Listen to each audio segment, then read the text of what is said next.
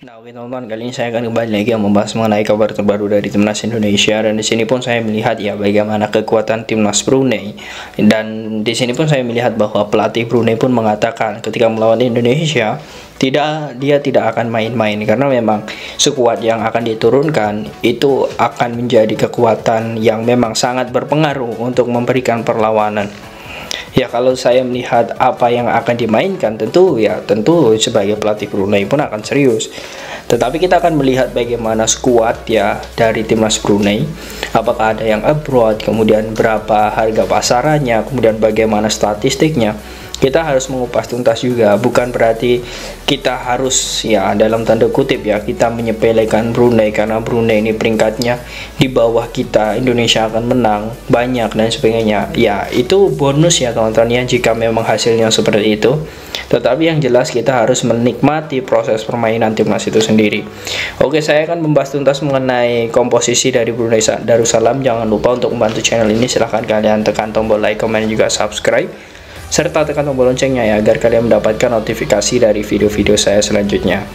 Oke, kita langsung saja masuk ke taktikal report teman-teman ya mengenai timnas Brunei Darussalam. Sini saya melihat teman-teman, untuk Brunei Darussalam ini harga market value-nya itu 22,60. Ya, mungkin kita sebagai pecinta sepak bola nasional itu sangat terkejut ya, karena ini sangat berbeda jauh dengan Indonesia. Indonesia value-nya itu kurang lebih ya 145 miliaran, dan ini melihat bagaimana skuad timnas Indonesia sangat bagus sekali. Tetapi untuk Brunei ini memang menurut saya ya, untuk negara Asia Tenggara Brunei ini paling kecil, kemudian disusul Timor Leste. Tetapi dari segi pemain-pemainnya di sini saya melihat seperti Hami Nyaring ya, ini dia juga bermain di klub besar juga di Brunei DPMM. Ya, dia juga memiliki lumayan ya, market value-nya itu 2,17 miliar. Nah, itu juga menjadi pemain termahal ya di Brunei saat ini, dan juga dia selalu menjadi kapten di timnas senior.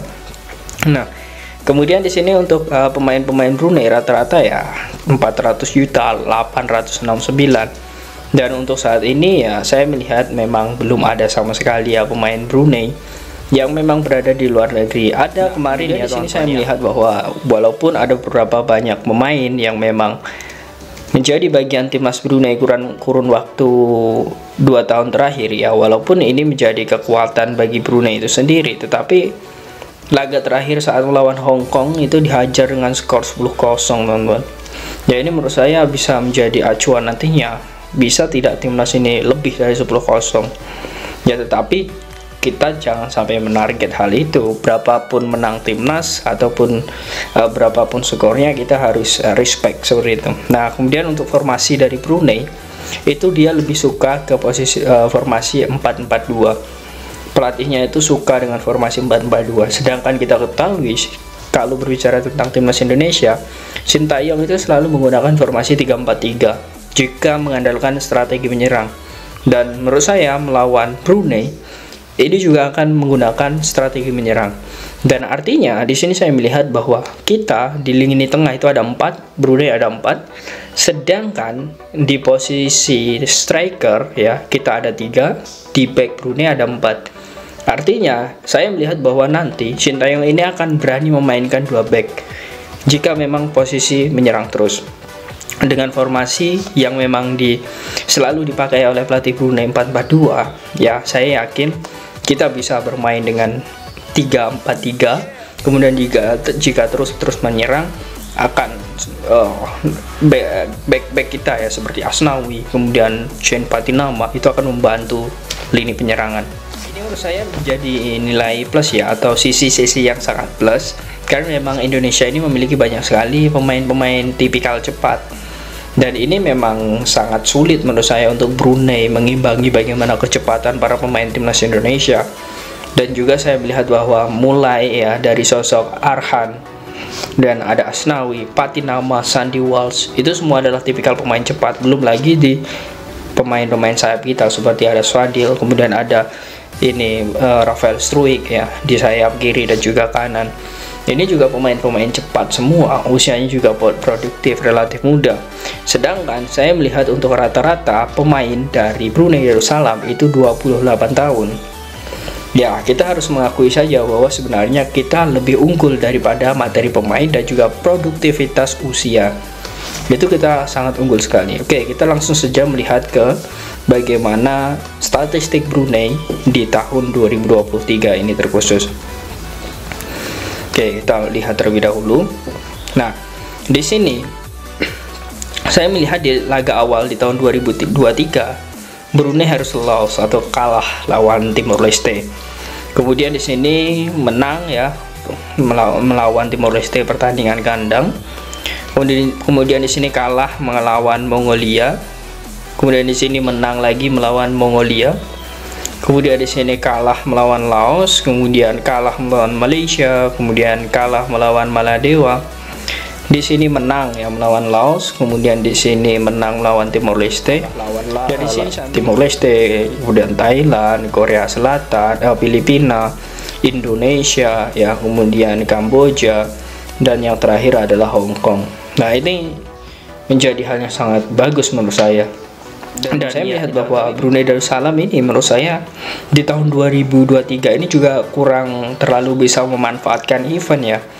Seperti FIFA Matchday, kemudian ada beberapa agenda itu kurang dimanfaatkan dengan baik.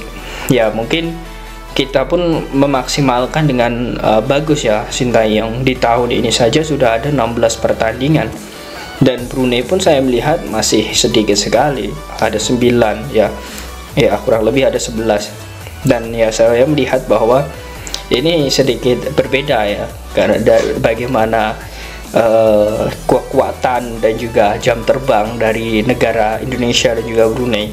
Tetapi ini bisa menjadi tolak ukur nantinya ya, semoga saja dengan apa yang menjadi track buruk ya dari Brunei menurut saya ini ya, karena datanya memang seperti itu, ini bisa dimanfaatkan nantinya. Ya, kalau kita berbicara apakah Indonesia akan menang mudah, ya tentu jawabannya itu bagaimana kerjasama di lapangan. Kalau untuk saat ini ya jelas saya pun juga memprediksi Indonesia akan menang, tetapi bagaimana pola permainan cantik atau tidak, nah itu yang memang harus kita lihat ya. Semoga saja dengan Brunei ini yang menurut saya juga tidak terlalu bagus, kita harus bisa memaksimalkan apa yang terjadi dan juga memaksimalkan kompetensi keunggulan kita. Nah, itulah teman-teman mengenai Brunei Darussalam. Dan untuk fase selanjutnya ya, saya melihat bahwa Indonesia ini akan bertemu nantinya ya dengan Irak ya, jika lulus ya atau lolos di ronde selanjutnya, kemudian bertemu dengan Filipina ya. Dan menurut saya ini juga sangat bagus ya, tim-tim itu sangat bagus. Kemudian bertemu Vietnam. Ya, semua itu sangat bagus, tetapi saya melihat bahwa kita harus mempersiapkan hal-hal yang memang chemistry itu harus dibangun. Dan di pertandingan melawan Brunei 2 laga ini akan menjadi kesempatan. Jadi jangan sampai menyepelekan dan lain sebagainya ya. Tetapi tujuan kita selain untuk mengejar peringkat FIFA ya, kalau menang melawan Brunei 2 leg ini kita akan naik ya. Ya kurang lebih di peringkat 140 lah kalau saya melihat. Dan juga bagaimana chemistry itu harus didapat dari pemain-pemain timnas. Dan juga di Oktober ini sebagai ajang pemanasan, ajang ya bagaimana untuk menyatukan chemistry bersama skuad timnas Indonesia, karena itu yang penting teman-teman. Nah, bagaimana menurut kalian teman-teman dengan kekuatan Brunei dan juga peluang Indonesia untuk menang? Apakah kalian yakin nantinya Indonesia akan lolos ya dan mengalahkan Brunei 2 leg? Silahkan kalian tulis di kolom komentar.